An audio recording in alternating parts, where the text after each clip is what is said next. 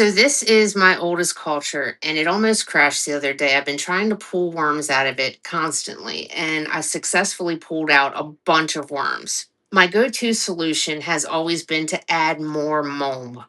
Add extra, add as much as you can, and it will settle your culture. But what happens when you don't have enough mulm? That has directly led me to this: to artificially make the microbial loop that the worms depend on, and also clean the mulm that you're already using.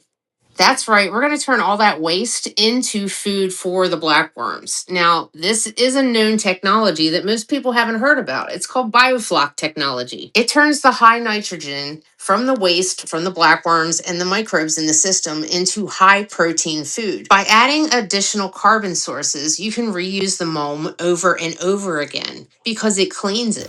One of the things required in biofloc technology is a lot of air and a carbon source, a fast carbon source, and something for the biofloc to stick onto. You can kind of see it developing here. That is your biofilm.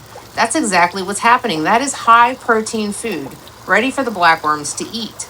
It'll stick to any items that are floating at the surface and at the bottom of the container because they produce this almost like super glue, and that's how they stick together, form larging mass. These are single cell organisms. They're your protozoa, they're your rotifers, they're all your little organisms that just show up when things go bad in a culture. But the twist is, when things go bad in a normal culture, that's where blackworms thrive. We're dealing with an organism that eats decaying organics. Most fish would never be able to survive in it, but blackworms are adapted to it. All these microbes forming this biofilm that you can really see getting thick here takes a tremendous amount of oxygen. But as we know, blackworms have that covered.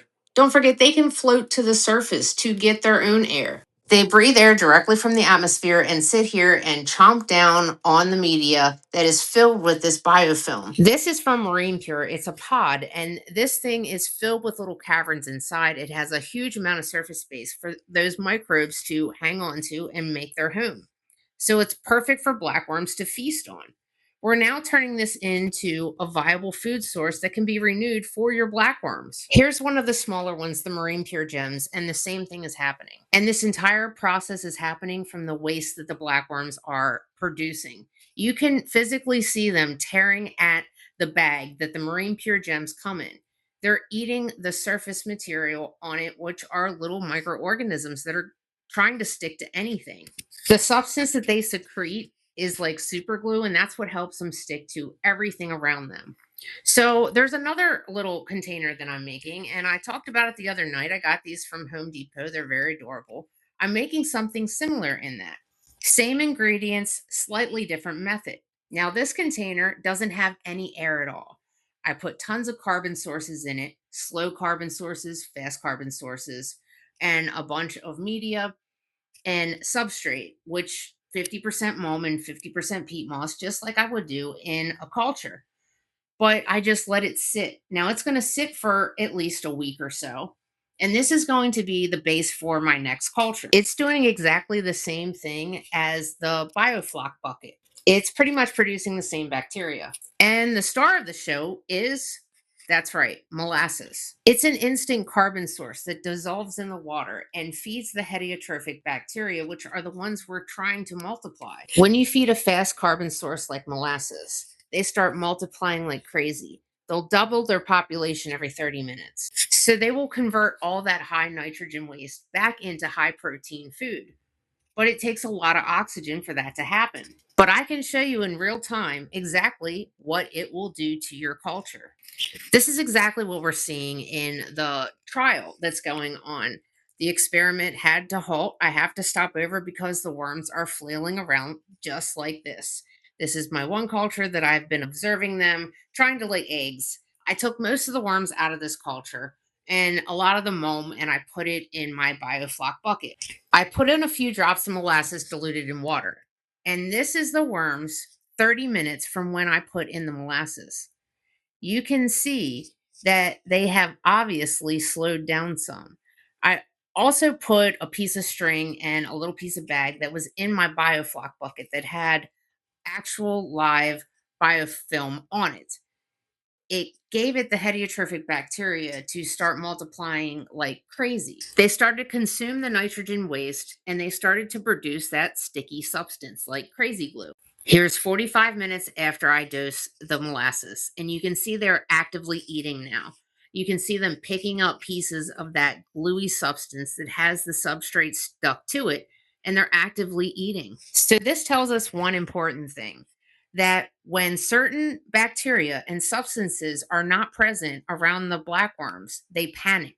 This was not them damaged due to a chemical reaction. They would have fragmented by now. This is how they were 45 minutes ago. That is a huge difference.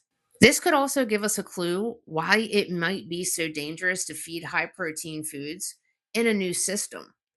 Without the correct microbial loop to protect the worms and to allow them to feed and digest the food, it's almost impossible to keep them. I know you heard me say this before, but the carbon to nitrogen ratio is key. And we're not just dealing with the worms, we're dealing with the systems, which is the microbial loop. So, how does this tie into the breeder box method? Well, I have this new app that I put in all my notes, and I made a little additional video that explains it all. Plus, a new harvest hack I wish I would have figured out earlier. Here is the new breeder box method 2.0. Enjoy. We're skipping right past all the beginner basics and dropping directly into the absolute cutting-edge stages of zero-waste biological systems. We're looking at a completely revolutionary approach to culturing live food, specifically diving into Mandy Gowen's Blackworm Breeder Box Method 2.0. If you're at all fascinated by biohacking and creating perfectly balanced, self-sustaining ecosystems, man, you are going to love the mechanics we're breaking down today.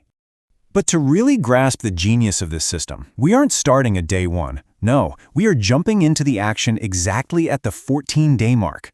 This is the precise moment after that initial heavy protein feeding cycle ends, and it drops us right into the most transformative phase of the entire process. So, let's look at day 14, the starting line. At this specific 2-week milestone, you can see the regeneration phase is completely done. The heavy lifting is over. By providing all that high-quality protein early on, the blackworms have rebuilt any lost tissue. They are fully regenerated, super healthy, and perfectly prepped for the more extreme phase of this system that's coming up next. We've built the foundation, right? Now it's time to leverage it. Which brings us to the real magic, the single box toggle. Okay, this next phase is just a brilliant biological hack.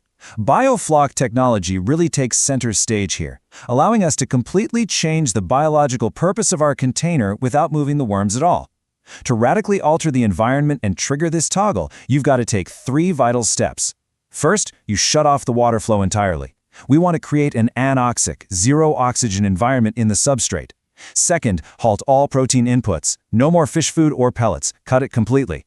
And third, you're going to macrodose the system with heavy amounts of a carbon source, specifically molasses. By doing this, we are fundamentally flipping the chemical balance of the water. And the biological reaction to that molasses?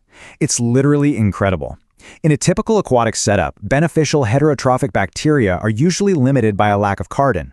So by intentionally overwhelming the system with a heavy dose of liquid carbon, you force those bacteria into absolute overdrive. They rapidly overproduce this highly nutritious, incredibly thick slime layer right at the water's surface, known as EPS slime. And the absolute kicker here? Because these bacteria are pulling toxic nitrogen right out of the water to build their own biomass, that floating slime is roughly 60% pure crude protein. It's wild. Now let's move into the fattening and clean harvest phase. So what happens down below when we turn off that water flow? Well, we intentionally cause the oxygen to plummet within the bottom mulm layer. We're actually making the foundation fail by design. As these stagnant, localized anaerobic zones form, the waste down there is no longer being processed efficiently, and the blackworms lose access to their stable feeding zones. But, and this is key, they possess a biological adaptation that forces them to migrate straight upward to breathe directly through their skin when oxygen is depleted. We're actively manipulating their survival instincts to drive them exactly where we want them to go. And where do they end up? Right at the surface. By placing a simple, floating plastic mesh at the top of the water, you're basically providing the perfect parking spot. The blackworms are now completely stationary and, honestly, wonderfully lazy. They don't have to expend a single calorie of energy burrowing or searching for food anymore. They just park on the mesh and continuously gorge themselves on that floating microbial EPS slime we created with the molasses. Instantly, they are converting that rich bacterial protein directly into worm thickness and weight. Now, if you've ever dealt with a traditional harvest, you know the drill. It's a nightmare. You're pouring mushy paper towels through screens, violently washing away mud, and in the process, you're completely destroying your mature microbial filter. It's a mess. But with this 2.0 method, because we use that anoxic forcing to drive the worms to the surface, you literally just reach in and lift the floating mesh. That's it. It is a 100% clean, totally mud-free harvest, and your delicate biological ecosystem remains completely untouched. So what happens next? Let's check out the BioFloc recharge loop. Here's a crucial point. What exactly do we do with that exhausted, oxygen-depleted sludge left at the bottom once the worms are harvested? In traditional setups, that substrate just breaks down and goes straight in the trash. But here, rather than throwing out the exhausted dirt, you simply dump it into a separate bucket. Then you apply violent, heavy aeration and hit it with another macro dose of molasses. Boom! This massive injection of oxygen and carbon wakes those heterotrophic bacteria right back up. They rapidly go to work, literally scrubbing the toxic nitrogen metabolites and waste out of the sludge, converting it directly back into edible microbial protein. You're effectively recycling dead dirt right back into high-protein worm food. By reusing the biological processing layer indefinitely like this, you completely eliminate the need to constantly buy and replace substrate. It's a masterclass in BioFloc technology, taking a linear waste stream and turning it into a continuous circle of production. Which really leaves us with one fascinating question to ponder as we wrap up this explainer. If toxic waste is continuously scrubbed by bacteria and transformed back into high-protein food, have we finally engineered the perfect infinite loop? It's pretty amazing to think about. Thank you so much for joining me on this deep dive, and keep questioning how we can better harness the incredible power of biology.